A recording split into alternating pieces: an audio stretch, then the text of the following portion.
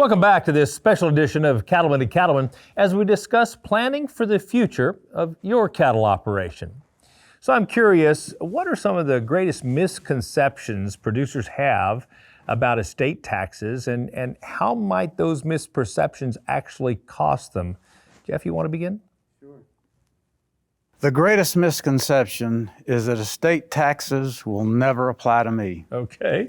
They only apply to the billionaires. What can those misconceptions cost? They can cost you the ranch in the end. Tell us more, Mark. He's absolutely right on this. A lot of folks think, well, that's only a big outfit's problem. And in this day and age, when the value of assets, land, cattle, machinery has accelerated so much for whatever reason, inflation, et cetera, you may find yourself in a tax bracket you were unexpected, and then you find out that you're behind on the tax planning game. You don't have your things in place to do a good job, and there'll be reparations and repercussions for that. Let's talk tax law changes. There have been some recent tax law changes, and I suspect there may be some more in the future. Kent, from a Washington, D.C. standpoint, tell us what you know there. Well, obviously, we keep a very close eye on what's happening in Congress, and the 2017 Tax Cuts and Jobs Act, that was also known as the Trump tax cuts. A lot of those are set to expire at the end of 2025.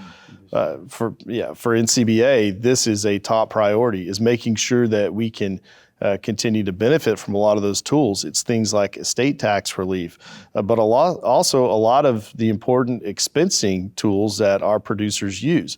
There's never a one-size-fits-all plan for cattle operations. We need to make sure that there's many of those tools available so that you can customize that based on your plan and your goals, and to make sure that your operation can benefit the most.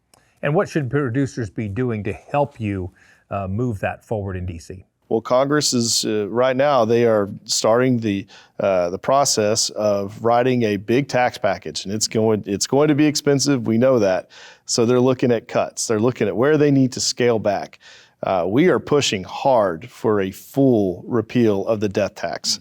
That's a heavy lift. It truly is. But that is something that we need. We need everyone out there to engage with their members of Congress. Death tax is the big priority for us, but we also need to protect important things like the 199A small business deduction and 179 expensing, bonus depreciation. Those are all very important tools that we need to make sure that our producers have access to. And so we need them to engage with Congress to make sure they understand just how important this is for us in the countryside. That's a great challenge.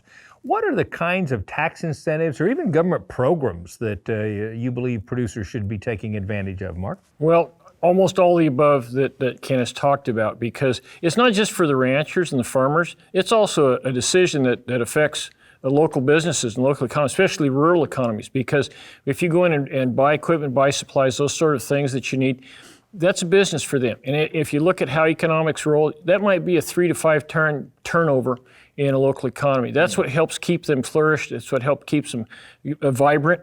And so we have to look at those things in addition to just ourselves. So, but obviously, the conservation programs, they all require some form of actual material to accomplish. So there's benefits back and forth. Any other comments, Ken, about what producers should be taking advantage of? Yeah, I mean, you look at a lot of businesses, just in general, are C corps. They're corporations, and they do that for their own tax benefits. And they have a lower tax rate than most of the small businesses that are out there. Section 199A is a very important one because it allows that deduction on pass-through income up to 20%, and that's a big incentive. That really does, in many ways, level the playing field for a lot of our producers. And without that, many of them may have to convert to either be a C Corp or find other ways to protect their income. So that's one of the big tools that's out there. When you look at the other expensing things, it's 179 has been a really good way for producers to make those investments, to buy equipment, to make those capital investments, but also just making sure that depreciation schedules are not so stretched out that you're stuck with equipment and other things for a long time. Having that bonus depreciation where you can expense a lot of it up front, it makes the difference in whether you're going to be able to expand and improve your operation and remain competitive. That's a great point. Jeff, I want to lean into your role as a tax professional and a CPA. What should a producer like me or Mark be asking our tax professionals to make certain we're getting the right type of guidance? That's a tough one. The first question I would ask is, do you have a lot of ranchers and farmers in your client base? Okay. If so, they're going to be familiar with some of the unique issues that are impacted the farmers and ranchers. Yeah. And so they'll be, again, more equipped to deal with it. That's good. Mark, what would you ask? Boy, that's a great point, because I've actually had to change my tax preparers because they were unfamiliar, and I actually had to walk them through some of the nuances to accomplish that. So that's a really good point. You need to have someone who understands the profession and the business and the need for change in the operation to make it more efficient. Absolutely.